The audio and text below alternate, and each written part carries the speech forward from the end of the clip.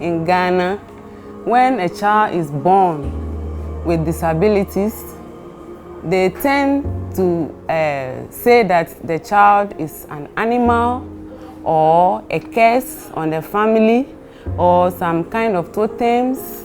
And when the children, most especially those with cerebral palsy, they call them snake children because they don't walk, they have some sort of spasticity in them, so they call them snake children. And what happens is that they go to hide them or just throw them in the forest. They will be in the forest and animal will eat them up.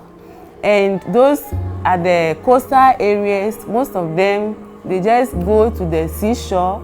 They leave the children at the seashore and the sea takes them away, and that is the end. And those who did not kill them, they lock them up in their rooms. They don't want anybody to see that such a child is in that house.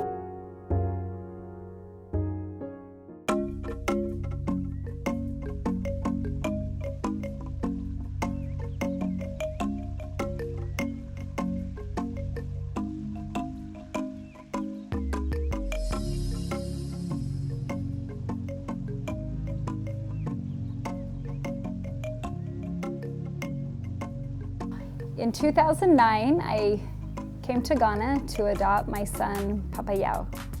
And while I was here, I became well acquainted with Helena, and we built a relationship. She was over the social welfare for the children of Ghana, and she was able to let me know of some of the problems that existed here. A few years later, she told us about a more immediate need that had to do with children with disabilities. And because my oldest son, Brigham, is affected with disabilities, this was close to my heart, and I knew that I wanted to help. So we decided to start the Acacia Shade home, and in September of 2013 we opened up our first home with 4 beautiful children, and they have made incredible progress already with our wonderful caregivers, helping them, doing things that they never did in the orphanage. And also we have learned that this was